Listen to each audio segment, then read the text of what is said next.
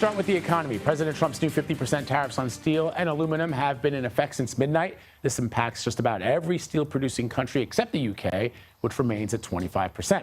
Unlike previous times, the markers seem to be taking things in stride. The Dow opened flat this morning on the tariff news and some new job data. Joining me in Studio 55 is CBS News MoneyWatch correspondent Kelly O'Grady. Good to see you. Good to see you, too. All right, so let me get your reaction first to how the markets are responding to the first day of these tariffs on steel, and then we'll talk a little bit more about what's sort of going on in the ether. Yeah, look, I mean, the markets are pretty much flat this morning, and I think what you're seeing is investors. This was telegraphed. We knew that this was coming. This wasn't just something that broke overnight. And you're really starting to see the markets calm down to a lot of these big swings. And the investors that I'm talking to are saying they're getting more comfortable with the uncomfortable and the uncertainty. And it's really going to take some sort of big data dump, a big surprise, maybe that jobs report coming on Friday that we're going to be looking for, or a very tangible ratcheting up of something between China and the U.S., tariffs being slapped back on, or potentially a trade deal on the good side to move the market significantly. So I think investors are just looking at this and saying, okay, we knew that this was coming. Yeah, and what are you expecting for this jobs report? Because I just saw a report on CNN. Not only were they talking about it and showing what it could potentially mean for the president and his numbers, also they were interviewing mayors of small towns where they still produce steel in the United States and the ramifications of that. So what do you think?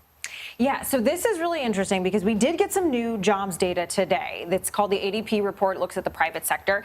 It's not as widely tracked as that number on Friday. And sometimes it does depart from what the survey will show on Friday because they sort of calculate things differently.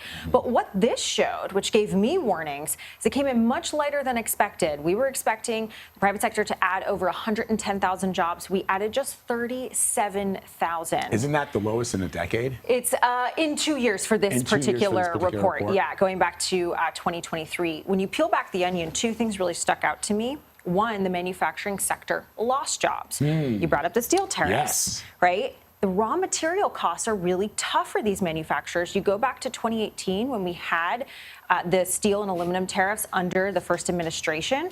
You saw the manufacturing sector actually struggle with jobs because of these specific tariffs that really increased the raw material costs. The second thing that stuck out to me is small businesses actually lost jobs in this ADP report, and that really speaks to small businesses getting squeezed with all of this uncertainty and higher costs. I think we just showed it up. I saw it out of the corner, pulled it up rather out of the corner of my eye. Let's see it again. This Truth Social post from Trump. Yes, the president reacted to this ADP report, and he said, look, too late, Powell. You must lower the interest rate now. And if you look at the data, we've got low inflation, Vlad, lower inflation. You've got a jobs report that shows maybe things are slowing down. He's not wrong to have that reaction. But of course, Chair Powell is going wait and see because of all of these tariffs and what might happen. And it's focused on the long term as well, to think about that.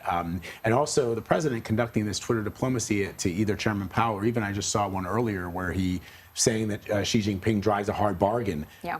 Well, duh. I mean, yeah, of course he's going to drive a hard bargain, but I like what you said, Kelly, about the markets building into the way that they think about things, the uncertainty that we've seen over the course of the last 4 or 5 months. Always good to have you in Studio 55. Thanks, Kelly.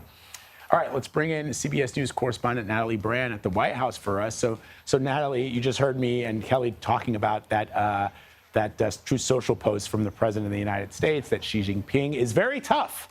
And he is hard to make a deal with. Breaking news. The leader of China is not going to bend over backwards for the president of the United States. How will that conversation go later this week? Well, we'll have to see if it does happen later this week, Vlad. I should note, too, that post came through overnight at 2 a.m. by President Trump. I just checked in with a White House official to ask, when is this call supposed to happen? And they keep saying soon. They're now kind of walking away from expected this week and just saying soon. So we'll have to wait and see when it does happen. But we know they have a lot to talk about. On the U.S. side, a big concern has been China's export restrictions on critical minerals. Of course, that's important for everything from electronics to military equipment. And on the China side, the Ministry of Commerce has said or signaled in statements that it's not happy with the U.S. AI chip export control guidelines, stopping the sale of chip design software to China, and also plans to revoke visas for Chinese students. We know that both countries have accused the other of violating that trade agreement that was reached last month in Switzerland. So the White House also set a deadline for other countries, as you know, Natalie, to make their trade proposals. How will that work? Yeah, the White House is describing this as a friendly reminder to the dozens of countries and trading partners to try to give an update on the progress of these negotiations, and it's hoping for that status update this week. The White House framing this as a way to kind of gauge where these talks are, whether progress has been made, so they can move forward with determining, where and how to make an agreement. But obviously it comes with the uncertainty hanging over these negotiations by the litigation that's going to continue to play out in courts. And Vlad, we know for weeks now, the White House and the president have said that, these big trade deals are coming. So far, the only one that's been announced is that one between the U.S. and the U.K. Now, the U.S. Trade Representative's office did just send out a statement saying that Trade Rep Jameson Greer met with his European counterpart, the Trade Commissioner in Paris, and that they are hoping for continued engagement in the days and weeks to come. But we also know these trade deals take a long time to work out when you're going through all of those complex details, Vlad. All right, Natalie Brand at the White House for us. Natalie, thank you.